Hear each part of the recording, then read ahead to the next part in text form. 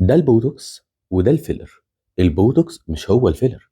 البوتوكس بيجي في فايل زي ما احنا شايفين، وبنحضره ونسحبه عشان خاطر نستخدمه في تجاعيد اللي بتكون في الجبهة وفي العيون طالما مش ثابتة. اما لو تجاعيد ثابتة او في مكان محتاجين نبرز جماله اكتر، هنحتاج مادة نملى بيها، وساعتها يجي دور الفيلر. الفيلر زي ما انت شايف بيكون في سرنجة جاي جاهز ومعاه السن بتاعه، ممكن يتحقن بالسن، ممكن يتحقن بالكانولا.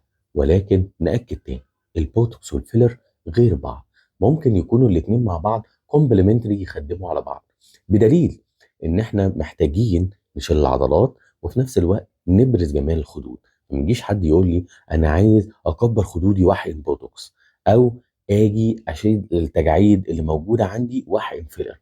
الفيلر في التجاعيد الثابته، لكن التجاعيد المتحركه اللي بتظهر اثناء تعابير الوش، افضل حل ليها هو طبعا البوتوكس. لكن لما بتكون تجاعيد ثابته، ساعتها بنحتاج كومبلمنتري معانا الفيلر. كل حاجه وليها استخدامها لو استخدمت صح.